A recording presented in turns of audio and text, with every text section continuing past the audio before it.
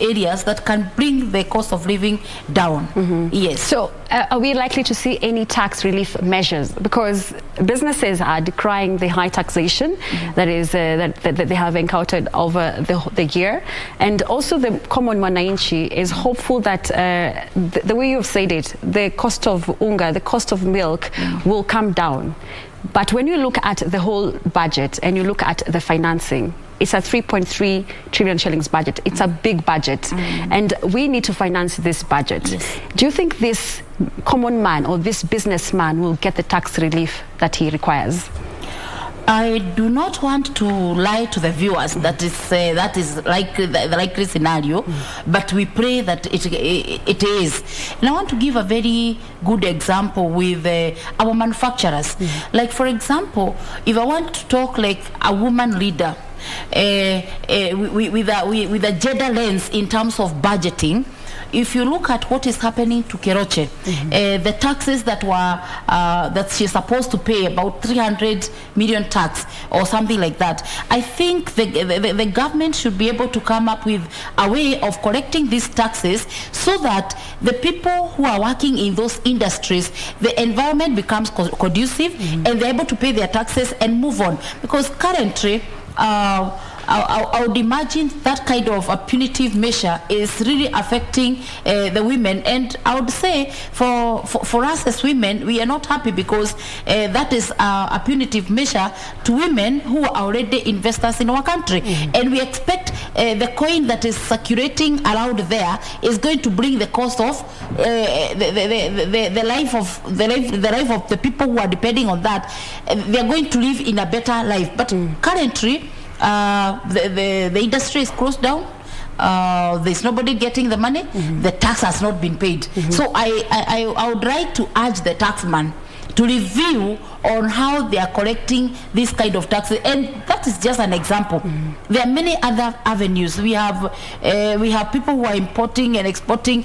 All these taxes, they can be negotiated so that at least by the end of the day, we have businesses that are ongoing and the economy will grow instead of halting everybody and everybody gets hurt, including the government, because government does not have money on its own. It will get taxes from wananchi, and kulipa ushuru tutajitegemea. But then if your business is closed down because of tax, then how do you pay the ushuru? How do we jitegemea? So for me, that is something that the government should be able to look at, and the taxman, so that we can be able to salvage businesses that are coming up. Yes. And the taxman has been tasked by the National Treasury to ensure that they collect in the next financial year 2.1 trillion shillings. And half of it, or rather 1 trillion shillings, is going to repaying the debts that we owe other countries. What other areas, in your own opinion, do you think the taxman will target in the finance bill to ensure that they meet the revenue collection targets? First of all, it is a good move to be able to collect taxes. But then I am asking myself and everybody who is listening to this show, who is this that is going to be taxed? People have lost jobs. People have lost businesses. People have lost in big way. People have died. So what we can say, maybe what we can do is to look at these taxes, and people should be honest and pay their dues, taxes that are supposed to be paid. There are many people who evade taxes, and of course I'll give an example of like what Keroche is going through. Of course there are people who are trying to hide, and now it has caught up with her. So I think our people, we need to be very honest, and then we can be able to pay our taxes, because paying tax is not it's not killing somebody. It's an obligation that we need to oblige to. But then the taxman should be a bit lenient, because people have lost jobs, people have died, businesses have been closed down, and therefore I am thinking that our tax measures should be looked at in a better way, or maybe in a gender perspective, the gender lens, you know, something like that. Can you probably say about widening the tax bracket, maybe to bring in the informal sector, because most of the guys or the people who are paying taxes are in formal employment. Would you suggest widening the tax bracket to bring in the informal sector to ensure that also are paying these taxes and also taxing the rich? Is there something that you can propose? You know, taxes, because of the way it is structured, if you don't have a KRA pin, most likely you're not likely to be taxed. So maybe they need to sensitize Kenyans more so that they're able to anywhere you buy something, at least your pin is used somehow, you're given a receipt and all those things, and you're able to pay. Because Mama Bogas and the common mwananchi, there's a lot of transaction that goes on, and there's a notion that the rich people who live in maybe Karen, Kirereshwa, they are richer than the people who live in Mukuru, which sometimes is not the case, because maybe probably you are living in an ancestral land, or you are living in a house that you've been given, and you know, if you have a business and you're in those areas, chances of you being taxed and being looked at in another way by the government is very high. Whereas we should look at mechanisms to be able to reach everybody, because it's a personal obligation. If you love your country, if you are patriotic, you should be able to pay your taxes, you should be able to pay your dues, and of course now we shall be able to eliminate corruption. Yes. Thank you so much, Julia Chege. We are going to take a short commercial break, but when we come back we'll continue with this conversation, and now we'll look at the debt as well as the debt ceiling, and see how we can go around it, and see how the government is looking to servicing some of this debt that we have as a country. We take that commercial break.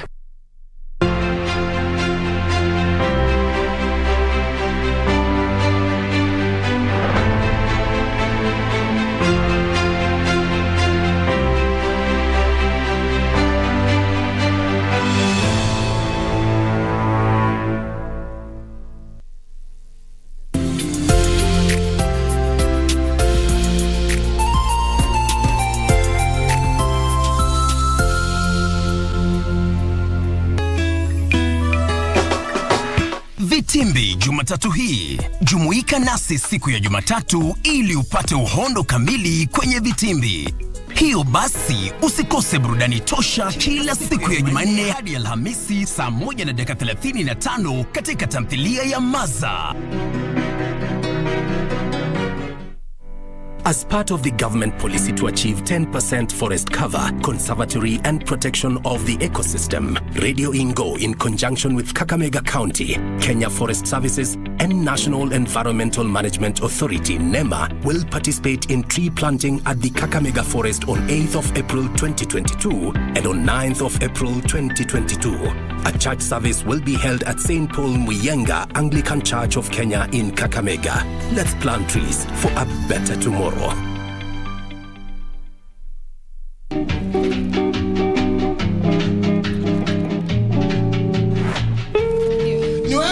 Kuna siku nimekuja nikakufangusha.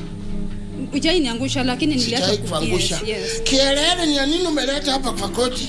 Now I'm asking you. Huyo mtu alikupepa na potapota. Yuko wapi? Unaweza mtambua kwa mbele ya mahakama? Siko mbele yangu, iko sura baya hiyo chura. Sasa msiaseme sura kuliko kusema chura. Mkiangalia tu vizuri, leza pepa kunia kama hii. Wewe iko ita nani kunia? Maswali gani hii wewe? Wewe ndio nakuuliza swali, wacha kuuliza swali. Wewe uko kwa chama ya potapota? Abana. Very good, abana, toka hapo. Fenda. Sasa namna hivi. Mama ambaye niliangusha ni mama yako. Si mama yangu. Si mama yako. Kwa nini umeleta hiyo uchinga hapa, at the same time unasema you will come to be a president of this nation? How? Inaingia namna gani?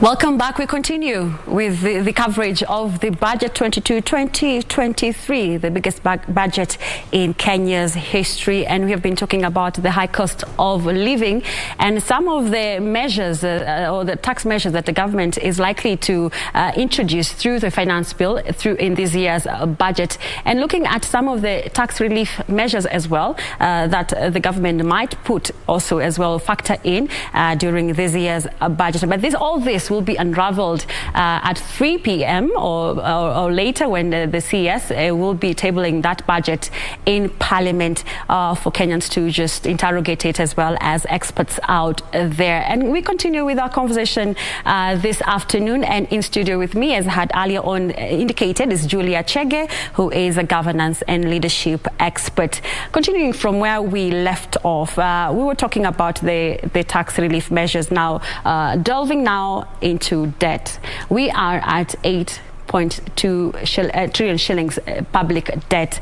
Are we likely to surpass the 9 trillion shillings debt ceiling by the end of the year? Our country is a growing economy, so the answer is yes. Probably it could be yes. But one of the things that we should be looking at is this particular budget. We are talking of a legacy budget. And what are we talking about? We are talking about the Big Four agenda and the ongoing projects that are already there. And they need to be completed because we will be going into an election, and it's a transition election that we are going to have a different president. And what is going to happen to this kind of a budget, I am thinking, is going to address maybe the roads that have not been completed, the hospitals that have not been completed. If it is security, we also need a budget for the IBC because they need to be funded, and security also needs to be funded. And therefore, this kind of a budget, I'm sure it's going to lean towards some areas more than the others.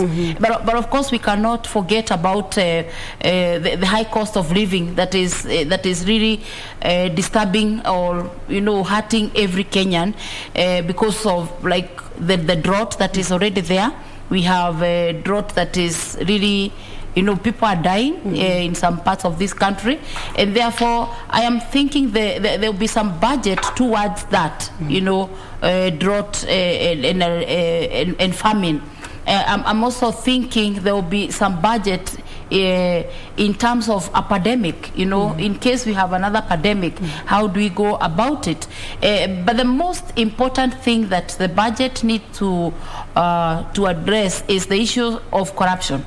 Because if we have the money and it's not monitored, and when we are doing the evaluation, we have no accountability at all.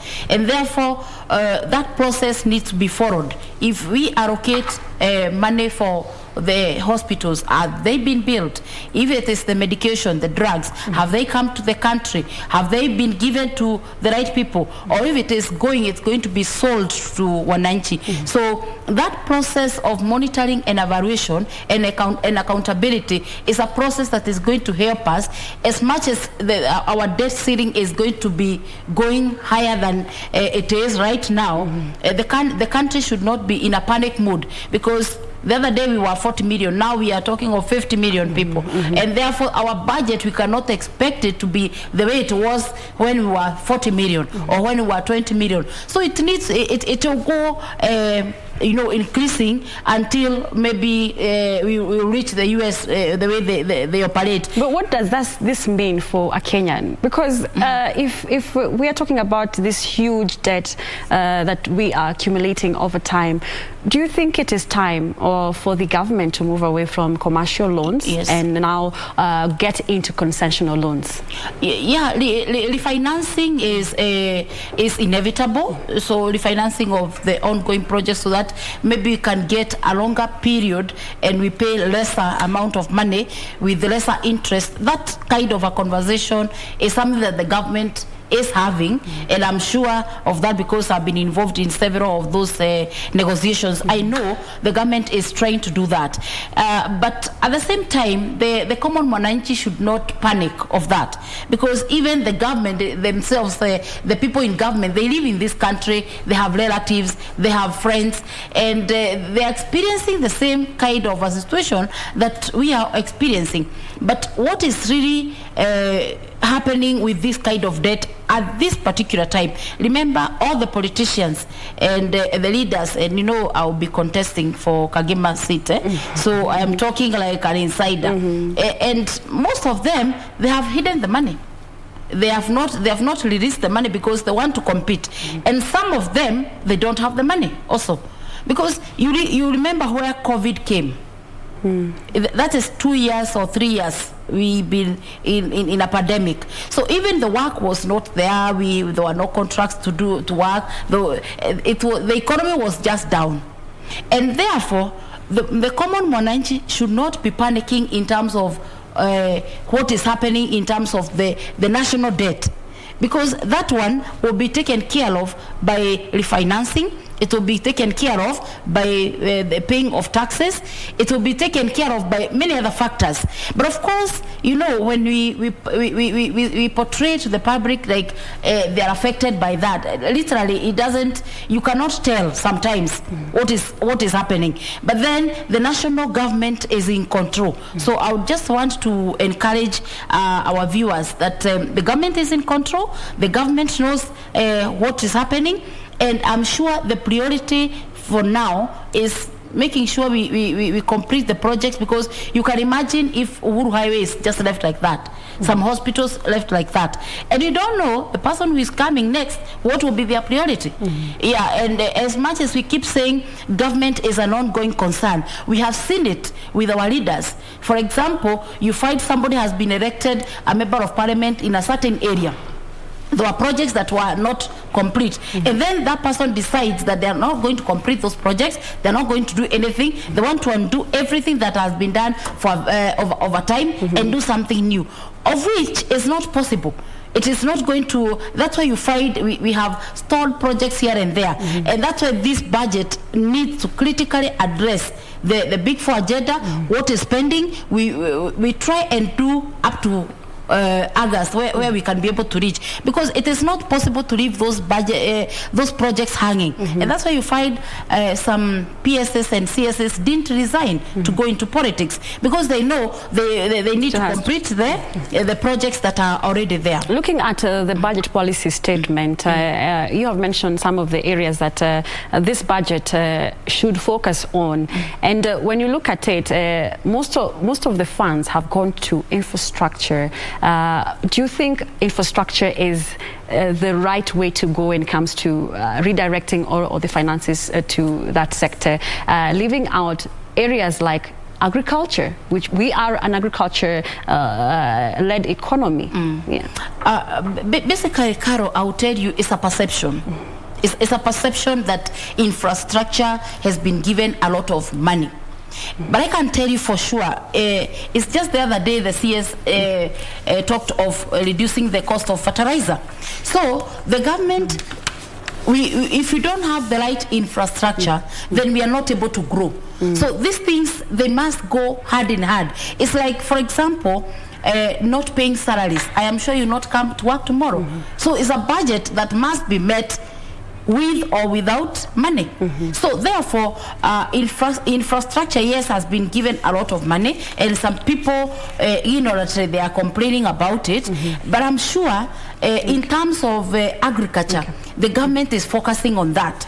If farm produces, they are at a subsidized rate, we are going to reap, and we are going to be able to farm, and people are going to be able to get products. We are going to sell the products, and people will be happy, and we'll have food. Yes. Okay. Yeah. Allow me to just stop there, but we'll be coming back after this short commercial break, and then we'll be going to Parliament to see what is happening there, whether the CS for National Treasury has arrived there, but we'll also have pictures from the National Treasury as he's leaving the building, heading to Parliament. But first, we go into that commercial break.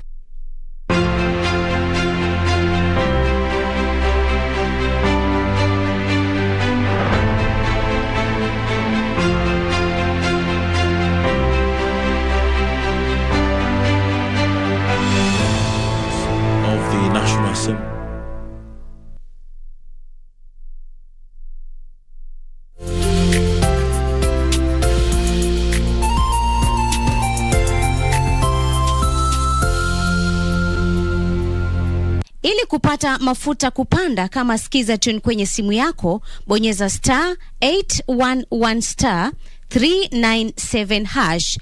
Nashukuru serikali kwa kuongeza bei ya mafuta. Sasa niko kwa highway na hakuna traffic hata kidogo. Naomba serikali iendelee hivyo, tubaki tu watu ya gasla na heavy machine peke yake. Pia mimi naomba huyu serikali waseme kama gari yako ni below 3000 cc, gari yako. Ili kupata mafuta kupanda kama skiza tune, bonyeza *811 397 hash. *811 397 hash.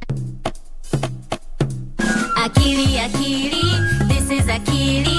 She has a secret. Tell us. When the sun goes down, Akili goes to sleep, and she enters a world where all the animals speak. Akili.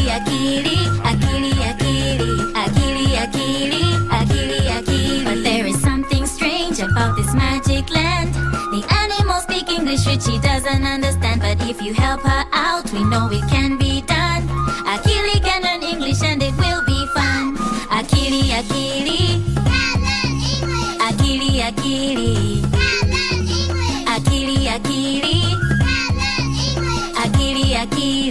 I speak English! Yay!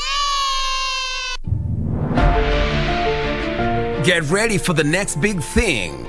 A woman with a voice is by definition a strong woman.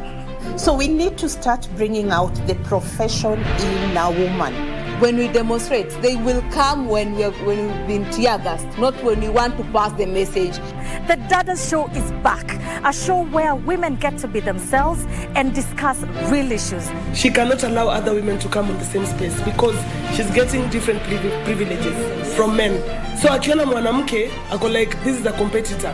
This being an election year, we have given an opportunity to women to express themselves and share their expectations during this critical moment in our country. The issue of corruption and how it has impacted women and children in this country. Create jobs for the informal sector, create jobs for the youth who leave the universities. Hatutaki bora uongozi, tunataka uongozi bora.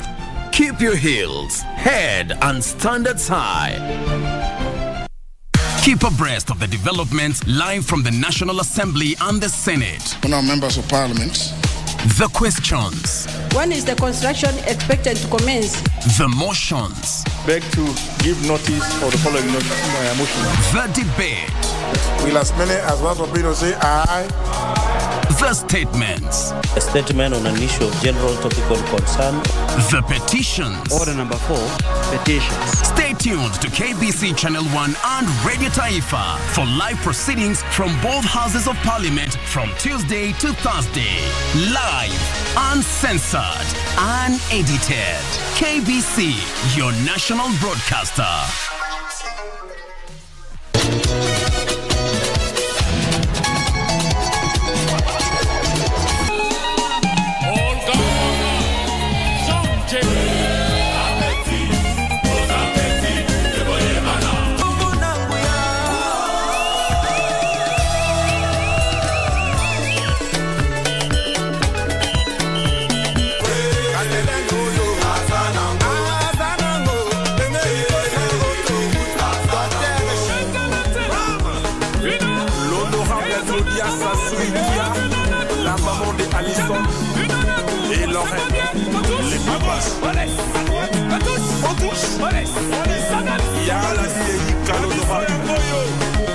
Gérard le président Emmanuel.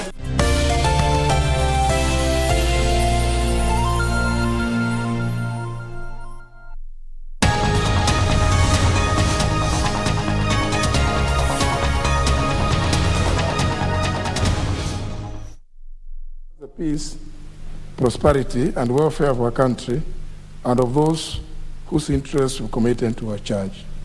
Amen.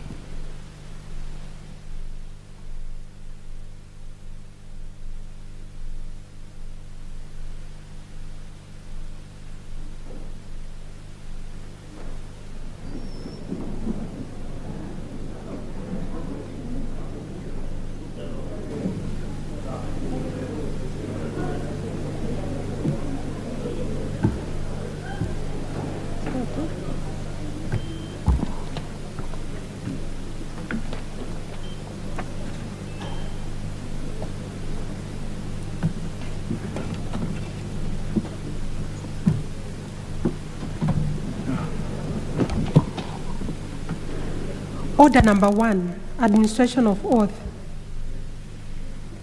Order number 2, communication from the chair.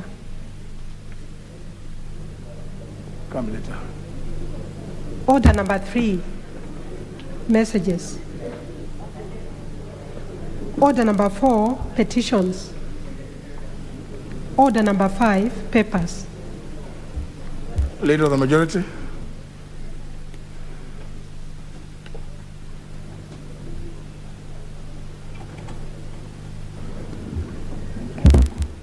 Yes, thank you, Honorable Speaker. I beg to lay the following papers on the table of the House today, Thursday, April the 7th, 2022. Number 1, the budget estimates for the financial year 2022-23 from the National Treasury that includes the following. 1, financial year 2022-2023 program-based budget. Number 2, financial year 2022-23 estimates of recurrent expenditure, volumes 1 and 2. Number C, financial year 2022-2023 estimates of development expenditure, being volumes 1, 2, and 3. And D, financial year 2022-2023 list of projects. But E, the budget summary for the fiscal year 2022-2023. Number F, the estimates of revenue, grants, and loans for the financial year 2022-2023 budget. And G, the financial statements for the financial year 2022-2023 budget. Number 2 is the estimates of recurrent and development expenditure of Parliament for the financial year 2022-2023 and projection for the financial year 2023-2024 to 2025 by the Parliamentary Service Commission. And lastly, the budget estimates for the judiciary by the Chief Registrar of the Judiciary were laid on the table of the House on Tuesday, February the 1st, 2022. Honorable Speaker, I beg to lay the papers. The Chairman, Committee on Delegated Legislation, Honorable Kamket.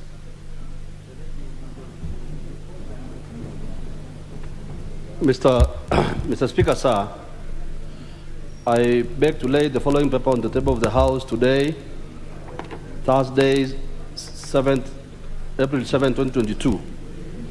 Report of the Committee on Delegated Legislation on its consideration of the traffic, driving schools, driving instructors, and driving licenses rules 2020, legal notice number 28 of 2020.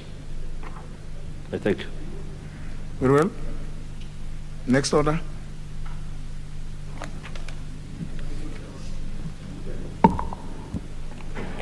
Order number 6, notices of motion. Order number 7, questions and statements. First segment on questions. First question is by the member for Moya, the Honorable Omboko Milemba.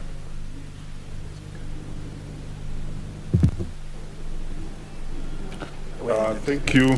Thank you, Honorable Speaker. I rise to ask question number 103 of 2022 to the Cabinet Secretary for Transport, Infrastructure, Housing, Urban Development and Public Works.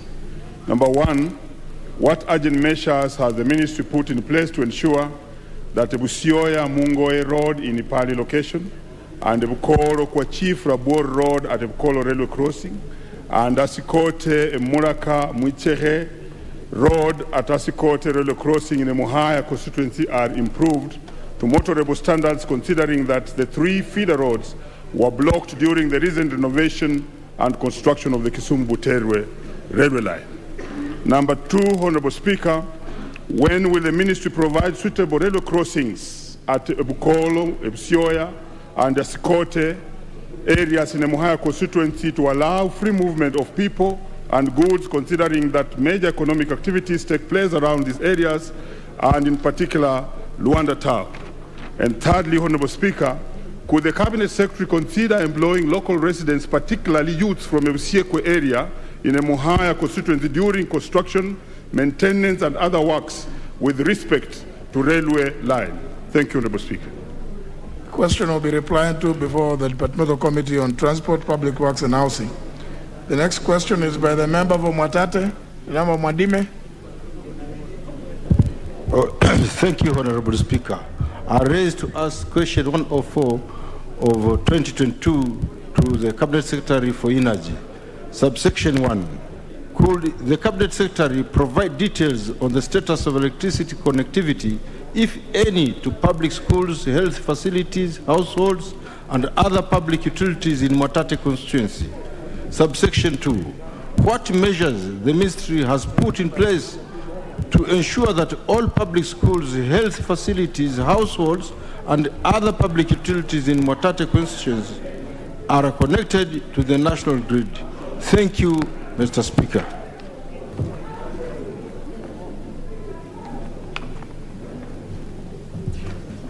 The question will be replied to before the before the Committee on Energy, Departmental Committee on Energy. The last question is by the member for Kinango, the Honorable Benjamin Dalu Tayari.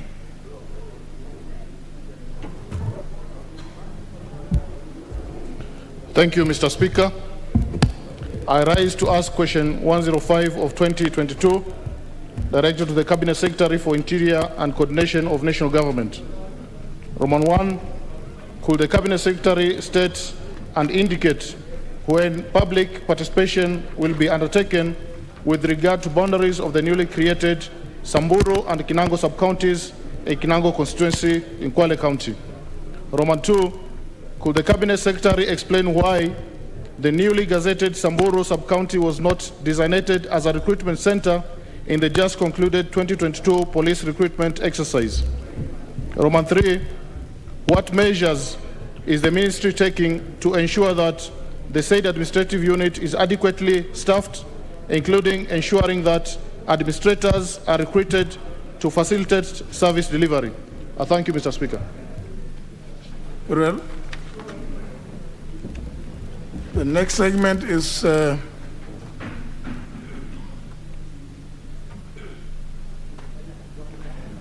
requests for statements. We start with the first by the member for Garissa Township.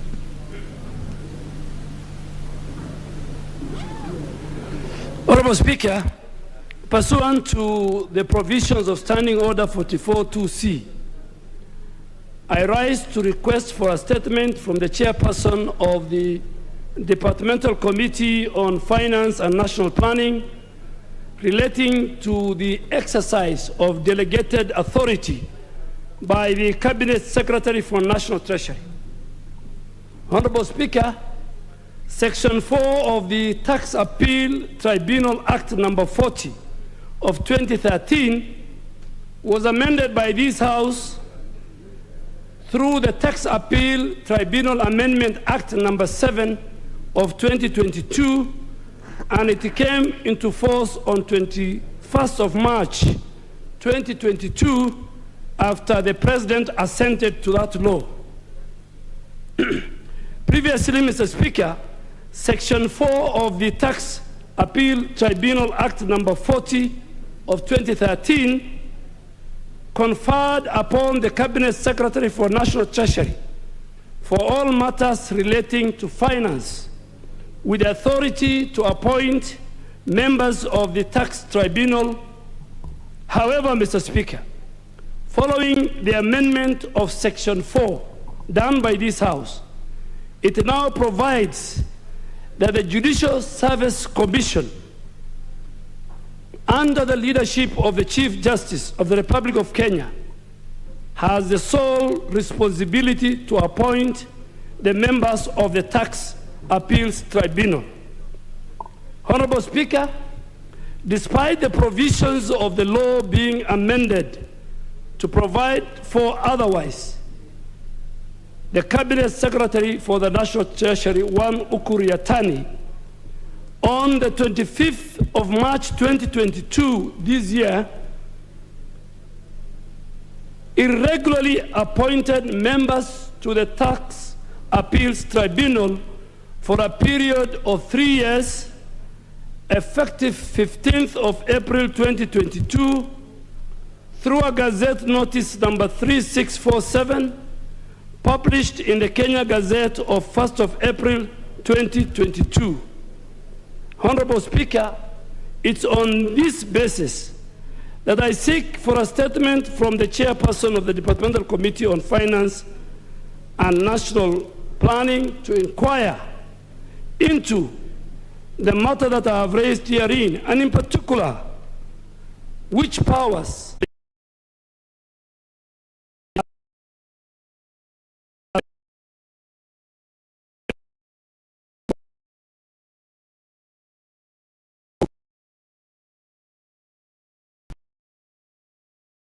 the Judicial Service Commission. So similarly, the National Treasury should just let go, allow the JSC to appoint persons suitably qualified to perform the duties of that tribunal. So, Honorable Yenya, just make sure that you get everything that revolves around that appointment. There's a statement to be made by the Honorable Dr. Otiende Amolo, member for Rarienda. If it may please the Honorable Speaker, I rise to make a statement pursuant to Standing Order number 43 on the 12th Ordinary Session of the Plenary Assembly of the Forum of Parliaments of the International Conference on the Great Lakes Region, held between 2nd to 6th April 2022 in Nairobi, Kenya. Honorable Speaker, I rise pursuant to Standing Order number 43 to make this statement on an issue of general topical concern, namely the proceedings of the 12th Ordinary Session of the Plenary Assembly of the FPICGLR that took place from 2nd to 6th April 2022 in Nairobi, Kenya. Honorable Speaker, as you may be aware, the Forum of Parliamentarians of Member States of the International Conference on the Great Lakes Region is an interparliamentary organization of 12 parliaments of member states of the International Conference on the Great Lakes Region, namely Republic of Angola, the Republic of Burundi, the Central African Republic, the Republic of Congo, the Democratic Republic of the Congo, the Republic of Kenya, the Republic of Rwanda, the Republic of Sudan, the Republic of South Sudan, the United Republic of Tanzania, and the Republic of Uganda, and also the Republic of Zambia. Of the forum's organs, the Plenary Assembly is the highest decision-making body and is mandated to, inter alia, approve the nomination of office bearers of the FPICGLR, adopt the forum's budget, adopt the reports of committees, adopt the recommendations and resolutions to governments and parliaments of member states, and to deliberate on all matters within the jurisdiction of the forum. The Plenary Assembly meets on an annual basis, and the venue of the event is held on a rotational basis between member states. Honorable Speaker, the theme for this year's event was the role of Parliament in conflict resolution. Since its establishment, the forum has been crucial in spearheading discourse on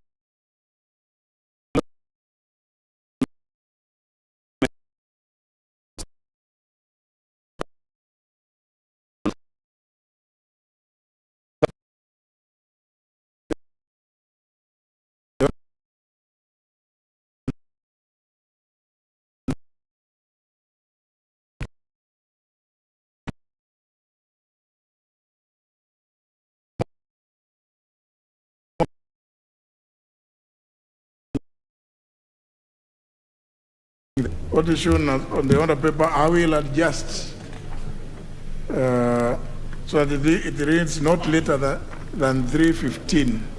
Okay. Not later than 3:15 p.m. is when I will invite the Cabinet Secretary. Proceed, Honorable Kimunya. Honorable Speaker, pursuant to the provisions of Standing Order number 44-2A, I rise to give the following statement on behalf of the House Business Committee, which met on Tuesday, the 5th of April 2022, to prioritize business for consideration. Now, Speaker, as we are aware, today, pursuant to your ruling, we welcome the Cabinet Secretary for the National Treasury and Planning to make a public pronouncement of the budget highlights and revenue-raising measures for the government for the fiscal year 2022-2023 in accordance with Section 41 of the Public Finance Management Act of 2012 and Standing Orders number 25A and 244C. Now, Speaker, I wish to reiterate that time is of the essence for the House, and as members would appreciate this urgent need to consider and approve the budget estimates for the financial year 2022-2023 in addition to other budget-related bills. I understand the committees are having quorum-related challenges, making it difficult for them to process their business. I therefore wish to urge members to support the chairpersons and the House in the few sitting days remaining so that any important business is finalized within the stipulated timelines. Honorable Speaker, next week on Tuesday, the 12th of April 2022, the following business has been scheduled for consideration. Number one is the Committee of the Whole House on the following bills. The Coffee Bill, being Senate Bill number 22 of 2020, to continue from clause 46. The Elections Amendment Bill, National Bill number 3 of 2022. The Elections Amendment Bill, National Assembly Bill number 41 of 2021. And the Election Campaign Financing Amendment Bill of 2021. We'll also have the second reading of the following bills: the Huduma Bill 2021, which is a continuation, the Mang Bills Bill, Senate Bill number 9 of 2020, the National Disaster Risk Management Bill of 2021, the Prompt Payment Bill, which is Senate Bill number 16 of 2021, and the Startup Bill, which is Senate Bill number 1 of 2021. Honorable Speaker, I'm reliably informed that there are no questions scheduled for responses by Cabinet Secretaries next week. The House Business Committee will therefore reconvene on Tuesday, the 12th of April 2022 to schedule the business for the rest of the week. Honorable Speaker, let me also take this opportunity to thank you for representing us yesterday in the funeral of the late Speaker Jacob Oulanyah of Uganda, where I had the pleasure of accompanying you. And the people of Uganda expressed their thanks to the people of Kenya, represented by this House. Honorable Speaker, I now wish to lay this statement on the table of the House. Thank you. Next one.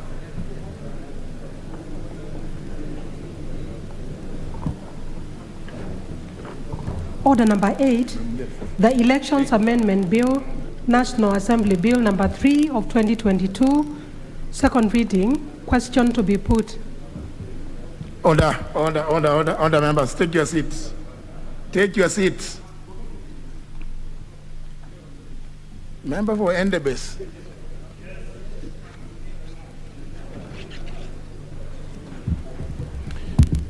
Honourable members, debate on this bill was concluded, and what remained for the question to be put, which I hereby do, that the Elections Amendment Bill, National Assembly Bill number 3 of 2022, be read a second time. Will as many as that opinion say aye? Aye. Will as many as the contrary opinion say nay? The ayes have it. A bill for an act of Parliament to amend the Elections Act. Next. Order number 9, the Children's Bill, National Assembly Bill number 38 of 2021, second reading. Question to be put. Again, honourable members, Honourable Sankok, please. I think the member for Endebess, you better go back to your place. That place doesn't appear to be good for you. Debate was also concluded on this bill, so what remained is for the question to be put, which I hereby do, that the Children's Bill, National Assembly Bill number 38 of 2021, be now read a second time. Will as many as of that opinion say aye? Aye. Will as many as of the contrary opinion say nay? Nay. The ayes have it. A bill for an act of Parliament to give effect to Article 53 of the Constitution to make provision for parental responsibility, fostering, adoption, custody, maintenance, guardianship, care, protection of children, care and protection of children, to make provision for and regulate the administration of children's institutions, to establish a National Children's Council services, and for connected purposes. Next order. Order number 10.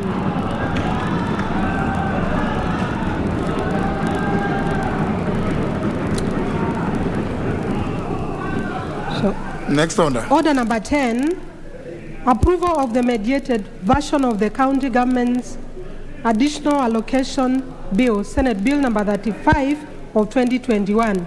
Question to be put. Take your seat. Member for Kitui Rural. Well, members, you should have dispensed with this business yesterday. I don't know why it's here today. Anyhow, debate was concluded, so I proceed to put the question, which is that pursuant to the provisions of Article 113, Clause 2 of the Constitution, and starting under 150, this House adopts a report of the Mediation Committee on the County Government's Additional Allocation Bill, Senate Bill number 35 of 2021, laid on the table of the House on Thursday, March 31st, 2022, and approves the mediated version of the County Government's Additional Allocation Bill, Senate Bill number 35 of 2021. Will as many as of that opinion say aye? Aye. Will as many as of the contrary opinion say nay? The ayes have it. Order number 11, report of the Committee of the Whole House on its consideration of the coffee bill, Senate Bill number 22 of 2020. Question to be put. Honourable members, again, debate was concluded. I proceed to put the question. The member for Awendo, where are you? Don't do that. Don't do that. And this, I can say you are being misled by the experienced member for Suna East. You just freeze. Honourable members, I put the question, which is that this House do agree with the report of the Committee of the Whole House on its consideration of the coffee bill, Senate Bill number 22 of 2020, and seek leave to sit again. Will as many as of that opinion say aye? Aye. Will as many as the contrary opinion say nay? The ayes have it. The member for Suna East, you may now take your usual seat. You have been away for a long time.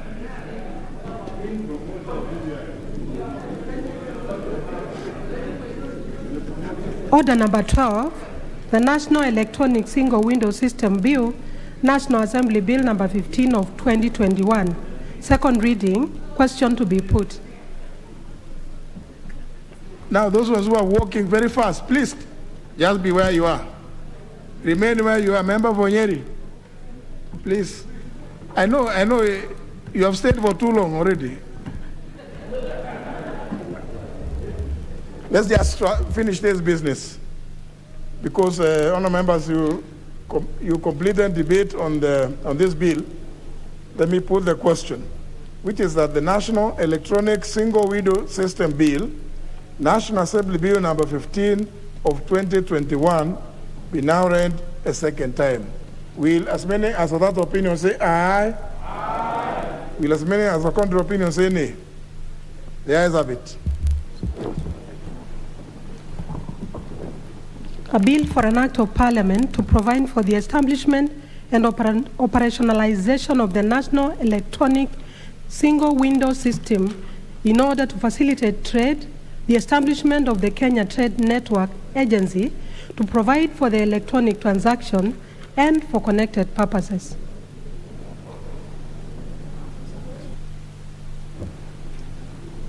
Very well.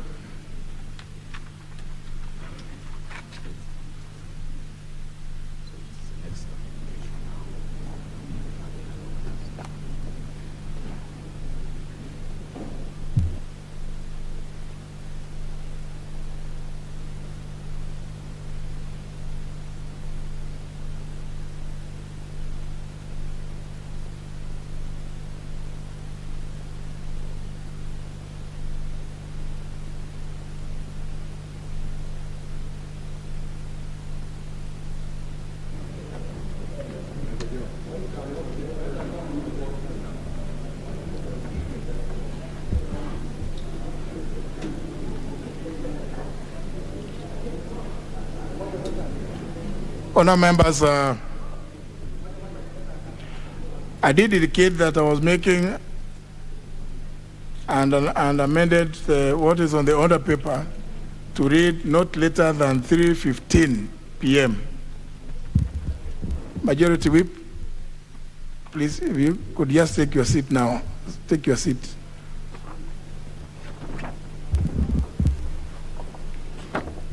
Honour members, I wish to make this communication relating to interruption of business. Honourable members, Section 40 of the Public Finance Management Act of 2012 requires the Cabinet Secretary for the National Treasury to make a public pronouncement of the budget policy highlights and revenue-raising measures for the national government each financial year. In this regard, and as communicated earlier this week, the Cabinet Secretary will be making this pronouncement shortly. Honourable members, you will observe that this activity is taking place earlier than has been in the previous years. This practice was adopted to allow the judiciary and Parliament to submit to the National Treasury their budget estimates earlier during election years to enable conclusion of budget matters before the National Assembly adjourns Senate year prior to a general election. Honourable members, before inviting the Cabinet Secretary for the National Treasury to make the proposed budget pronouncements for the financial year 2022-2023, I wish to recognize the other Cabinet Secretaries, Principal Secretaries, and members of the Diplomatic Corps, development partners, senior government officials, and other invited guests, and notably the Right Honourable Raila Amolo Odinga,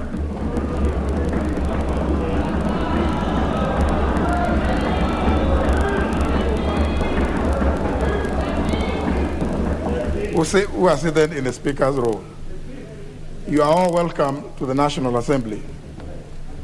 Now, therefore, honourable members, pursuant to the provisions of the same Section 40 of the PFM Act and the National Assembly Standing Orders 25A and 244C, I will now interrupt business of the House.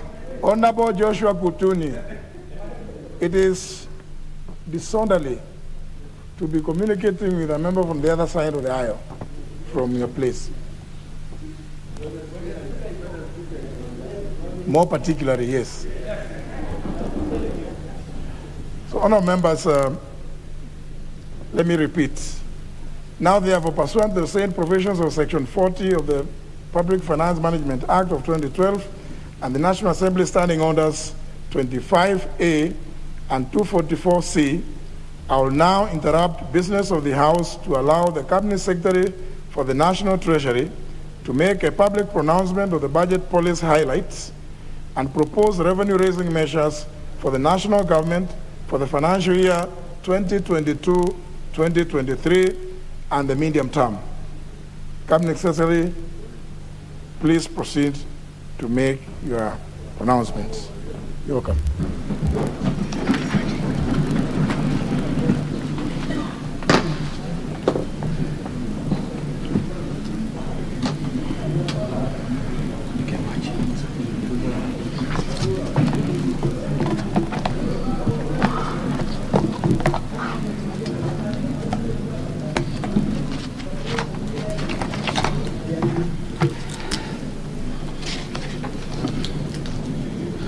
Mr. Speaker, it's once again an immense privilege for me to present to this august House and the people of the Republic of Kenya the budget statement that highlights the budget policies and the revenue-raising measures for the financial year 2022-2023.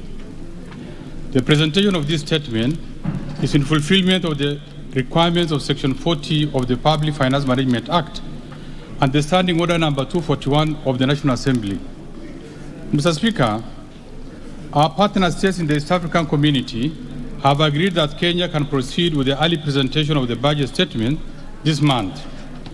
This aligns the budget calendar with the timelines for the general elections scheduled for August 2022. Mr. Speaker, His Excellency the President Honorable Uhuru Kenyatta took office in 2013.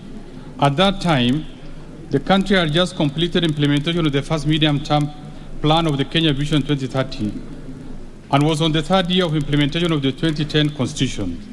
During the first 5 years, his administration designed and implemented an economic transformation agenda under the second medium-term plan of Vision 2030. The agenda focused on five key pillars. 1, improving the business climate by maintaining macroeconomic stability, addressing security challenges, and reducing the cost of doing business. 2, closing the infrastructure gaps. 3, promoting investment in key sectors such as manufacturing, agriculture, and tourism. 4, sharing prosperity by investing in pro-poor programs in health, education, and social welfare. And 5, fostering the devolved system of government to enhance service delivery. Building on the progress made under the economic transformation agenda, the government initiated the Big Four agenda anchored on the third medium-term plan or the Vision 2030. The government focused on transforming the lives of Kenyans through strategic interventions on food and nutritional security, affordable housing, manufacturing for job creation, and universal health coverage. Mr. Speaker, while we celebrate the remarkable achievements from the past investments in the priority programs under the economic transformation agenda and the Big Four, the country continues to grapple with various social, economic, and environmental challenges. In preparing this year's budget, we extensively consulted Kenyans. The insights, comments, and suggestions have informed the priorities laid in this budget. Key among the concerns: 1, the high cost of living; 2, high level of unemployment among the youth; 3, income inequality; and 4, public debt burden. Mr. Speaker, we have noted that most of the concerns raised by Kenyans were associated with the negative effects of COVID-19 pandemic. In response, the government developed and implemented appropriate economic policies and rolled out targeted programs that cushion the citizens and businesses from the adverse effects of the pandemic.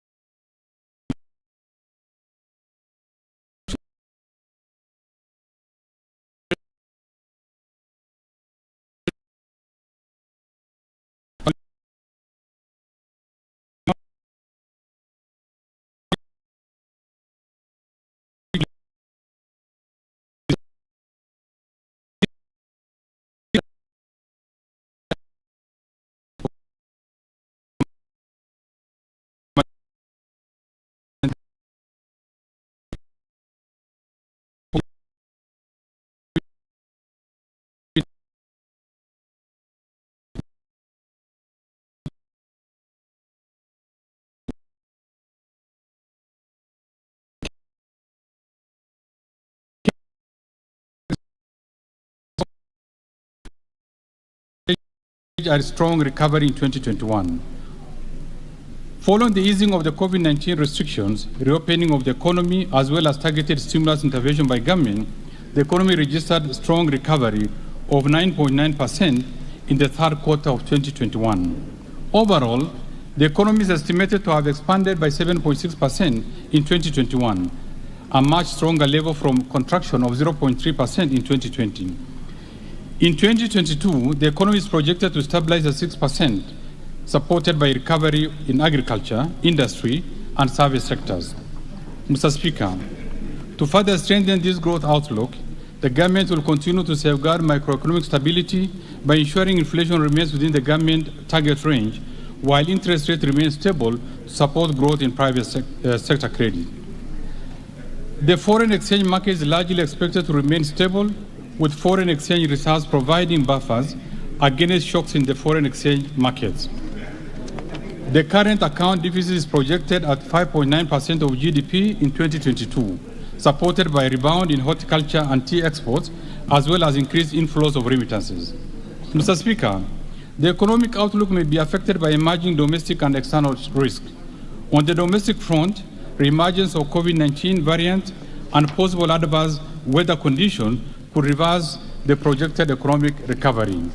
On the external front, the ongoing conflict in Eastern Europe has created uncertainties that will affect the global economic outlook through disruptions of supply chains, rising global oil prices, and increased inflationary pressures. Mr. Speaker, the government will monitor all the domestic and external risks and take appropriate policy actions to cushion the economy and Kenyans in the event the risk materializes. Mr. Speaker, in 2017, the government has progressively implemented policies and programs under the Big Four agenda to foster socioeconomic development. However, the COVID-19 pandemic slowed down the implementation and full realization of the expected benefits.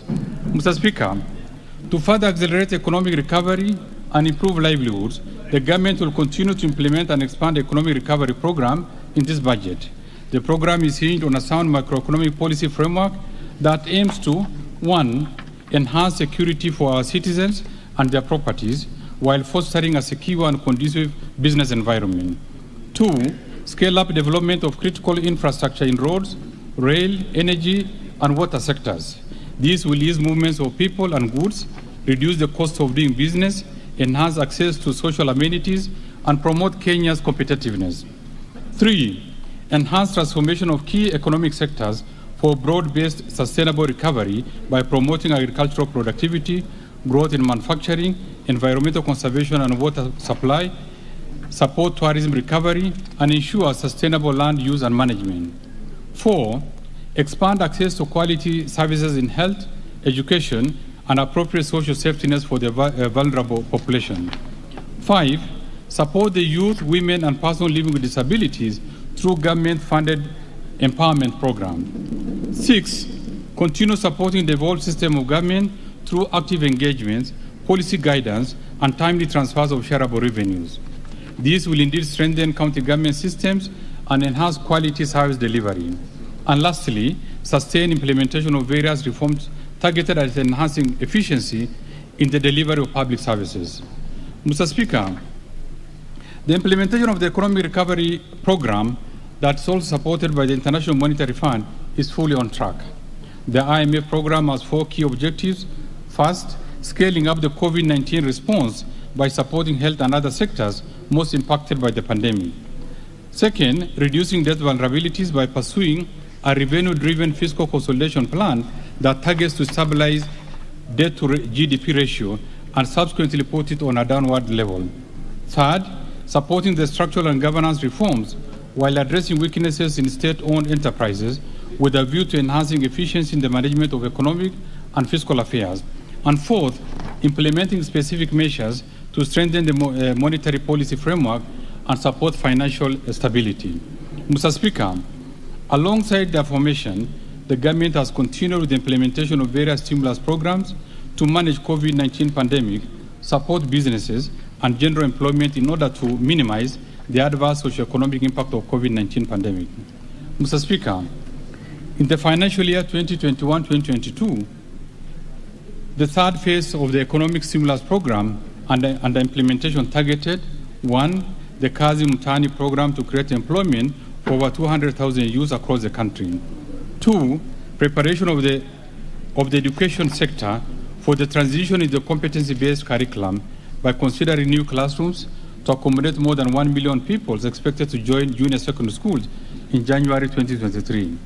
3, construction of additional 50 new level 3 hospitals in uncovered and densely populated areas across the country to enhance access to medical services. 4, supporting livelihoods of farmers within the sugar belt, provision of fertilizer subsidy to small-scale tea farmers, and completion of the ongoing intervention in the COVID subsector. And 5, supporting communities affected by drought in arid and semi-arid regions of the country. Mr. Speaker, in this statement, I'll be proposing additional allocation to various activities under the Economic Stimulus Program to further support livelihoods and stimulate economic activities. Mr. Speaker, in this budget, the government will strive to enhance the role of the private sector in the economy, including financing infrastructure projects through the public-private partnership, support micro, small, and medium enterprises by facilitating access to finance, invest in ICT and digital infrastructure to support the use of digital platforms to facilitate e-commerce and efficient delivery of public services, promote and strengthen local and foreign resource mobilization efforts to sustain funding of the identified development projects and programs, improve social protection through targeted policy interventions and programs, to promote local production processes and domestic supply value chains, and lastly, strengthen the monitoring and evaluation system for quality outcomes of the projects. Mr. Speaker, implementation of the socio-economic policies and structural reforms have seen Kenya graduate from a low-income to a middle-income country with an estimated per capita income of Kenyan shilling 244,000 in 2021. This is a significant leap of 92.1% from the level of Kenyan shilling 127,000 in 2013. Our vision is to achieve the upper middle-income status by 2030 with a minimum per capita income of at least Kenyan shilling 453,000. Mr. Speaker, looking back since 2013, when the current government took reign of power, Kenya has achieved monumental milestones, especially at the macroeconomic level. For instance, the economy has grown by 155% from the value of Kenya shilling 5.3 trillion in 2013 to Kenya shilling 13.5 trillion in 2022. 2, a strong economic growth, averaging 4.6%, has been realized over the period, including impressive recovery of 7.6% in 2021 from a contraction of 0.3% in 2020, occasioned by the COVID-19 pandemic. Third, cumulatively 5.1 million new jobs in both formal and informal sectors were created. Fourthly, the economy has maintained macroeconomic stability with inflation rate within target and interest rates remaining stable. The average annual inflation rate declined from 7.2% in 2013 to 5.7% in 2021. Fifthly, the commercial bank lending to the private sector doubled from Kenyan shilling 1.5 trillion to Kenyan shilling 3.1 trillion in 2021. 6, successfully lengthened the average time to maturity for treasury bonds from 7.4 years in June 2013 to 9 years in March 2022. This has improved the maturity profile of domestic debt and supported refinancing risk mitigation. 7th, the foreign exchange market has remained stable with official foreign exchange reserves increasing from US $6.5 billion or 4.4 months of import cover to US $9.5 billion or 5.6 months of import cover in 2021. The current account deficit improved by dropping from 7.7% of GDP in 2013 to 4.9% of GDP in 2021, effectively supporting the stability of the foreign exchange market. Annual diaspora remittance grew by close to 300% from Kenya shilling 112 billion in 2013 to the current Kenya shilling 436 billion in 2022. Foreign direct investment rose from Kenya shilling 56.7 trillion in 2013 to Kenya shilling 75.1 trillion in 2027. Ordinary revenue collection has more than doubled from Kenya shilling 0.8 trillion in the financial year 2012-2013 to Kenya shilling 1.8 trillion in the financial year 2020-21 and further to Kenya shilling 2 trillion in the financial year 2021-2022. The poverty prevalence rate declined from 36.1% in 2013 to 33.6% in 2019. Mr. Speaker, the ongoing police reforms aimed at protecting lives and enhancing general security of the citizens have significantly improved the ratio of police to citizen from 1 policeman to 1,000 citizens in 2012 to the current 1 policeman to 462 citizens. With regard to the infrastructure, Mr. Speaker, the government has constructed an additional 10,500 kilometers of tarmac roads spread across the 47 counties, facilitating efficient movement of people and goods, thereby rapidly stimulating economic activities. Mr. Speaker, the completion of the standard gauge railway has not only eased movement of passengers during the period, but also led to the transportation of 17.6 million tons of cargo between 2018 and 2021. During this period, over 6.5 million passengers have used the standard gauge railway. This has had positive effects on the economy, including creation of jobs. Mr. Speaker, within the same period, the government tripled power generation from 1,300 megawatts to the current 3,900 megawatts. Of these, 73% is from green source, thus consolidating Kenya's leading generation of green energy in Africa. This has significantly increased the number of households connected to electricity to more than 8.3 million today, compared to 2.3 million in 2013. Mr. Speaker, the international oil prices have been rapidly rising for close to a year without any sign of easing.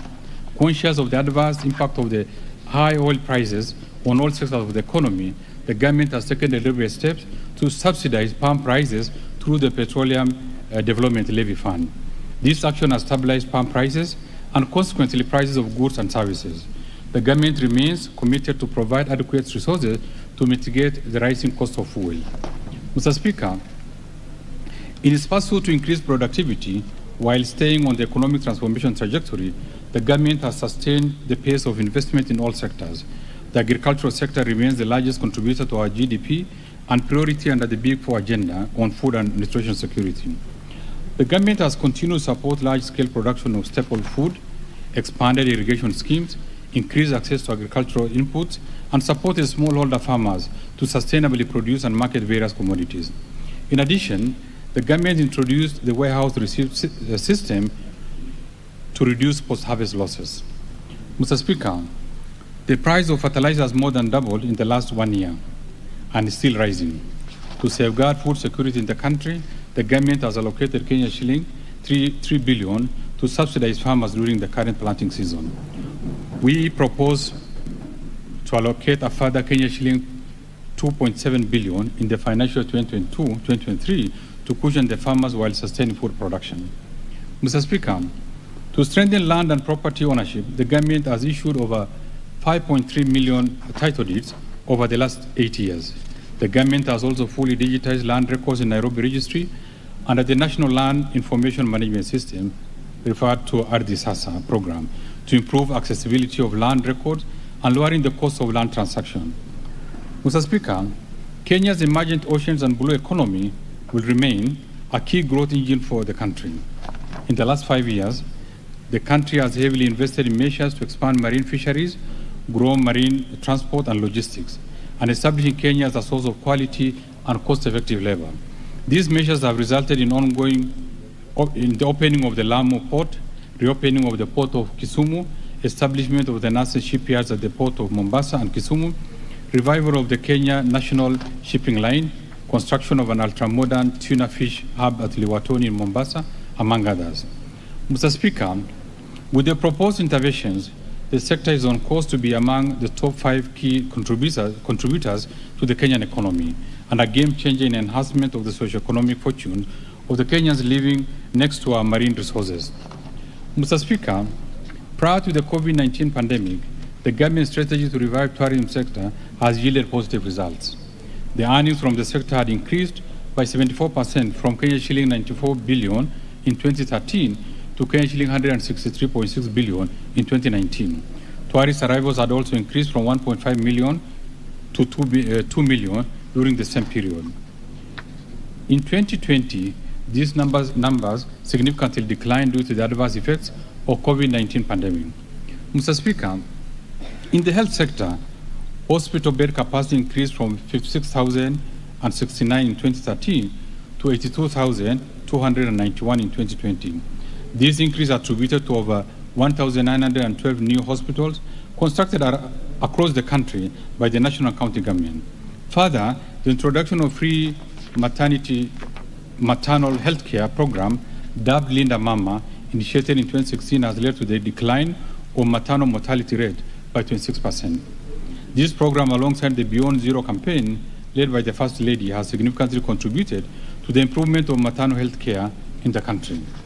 Mr. Speaker, to address the growing cancer burden over the last decade, the government has formulated appropriate policies and allocated sufficient resources to guide the delivery of cancer testing and treatment services. Some of these interventions include: 1, establishment of the National Cancer Institute as an overall coordinating agency; 2, construction and equipment of comprehensive cancer centers at Kenyatta National Hospital in Mombasa, Nakuru, and Garissa counties; and 3, support to 10 county referral hospitals to operationalize chemotherapy clinics. Mr. Speaker, to address the quality of education in the country, the government has rolled out radical reforms in the sector that have significantly improved the quality of education in the country. For instance, the investment in the sector has seen the number of primary schools increase from 26,549 to 32,437, and secondary schools from 7,174 to 10,413 between 2012 and 2020. The number of technical and vocational education training institutions also increased from 701 to 2,301 during the same period. As a measure of unprecedented success, transition rate from the primary secondary schools moved from 64.5% in 2012 to the current 100%. In addition, under the radical competence-based curriculum, the plan for the first group to join junior secondary schools in January 2013 is well on course. Mr. Speaker, following the sustained investment in human capital development, Kenya was impressively ranked position 3 in sub-Saharan African region with a human capital index of 0.55 in the year 2020. Mr. Speaker, from 2013 to 2021, the government disbursed Kenya shilling 151.6 billion through the Inua Jamii program support over 1.2 million vulnerable persons, among them orphans, the elderly, and persons living with severe disabilities. Further, the government disbursed Kenya shilling 6.95 billion to support women, youth, and persons with disabilities enterprises through 74,021 groups under the Ways of Fund. Mr. Speaker, to improve efficiency in the delivery of government services, the government initiated and operationalized 52 Huduma centers across the country. In 2014, the government launched the e-Citizen platform, where 350 government services have now been successfully migrated. The platform has since served over 27.2 million customers while raising Kenya shilling 87.1 billion in revenue for the government. Mr. Speaker, in 2013, the government successfully rolled out implementation of the 2010 Constitution. The 47 county government, independent commissions, and other institutions established by the Constitution were duly operationalized, albeit with huge financial requirements, thereby straining the country's fiscal position.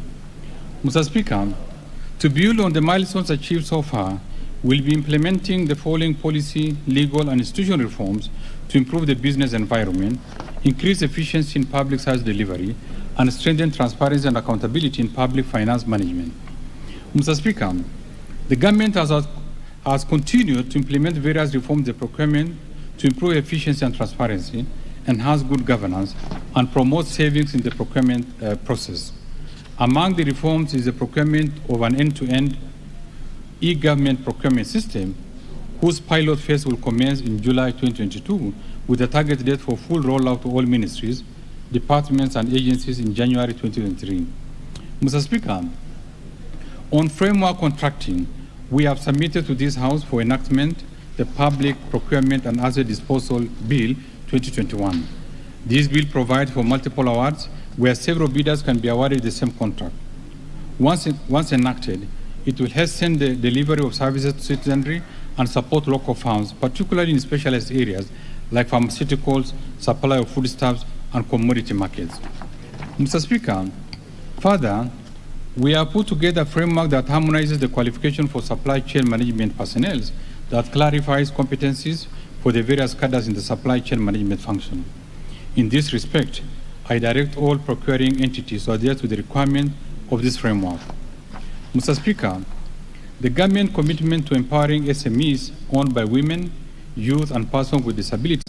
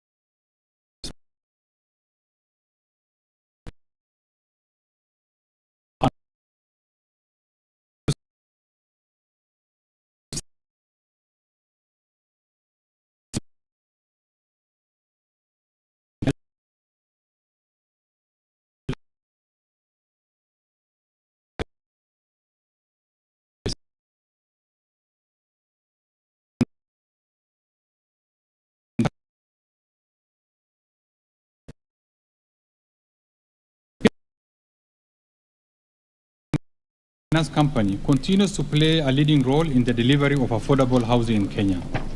I am pleased to note that since September 2020, KMRC has disbursed over 2 billion to 7 primary mortgage lenders and is currently processing an additional 7 billion.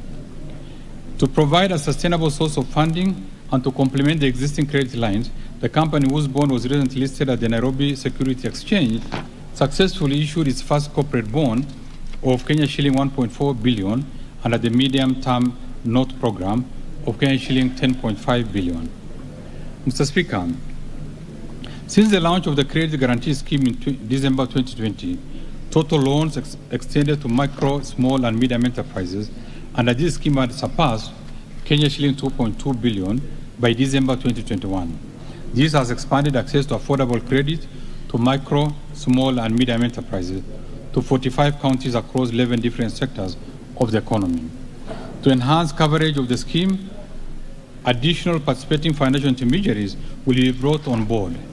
Further, the government will seek support of development partners to increase the scheme's capital from the current Kenya shilling 4 billion to Kenya shilling 10 billion over the medium term.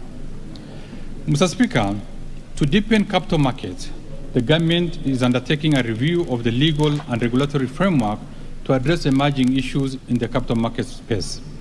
These include, among others, aspects on collective investment schemes and investment-based crowdfunding. In addition, the government is installing a new central security depository system at the Central Bank of Kenya to support planned reforms in the secondary trading of government bonds. Mr. Speaker, to enable more investment advisors offer investment advisory services, I propose to amend the Capital Markets Act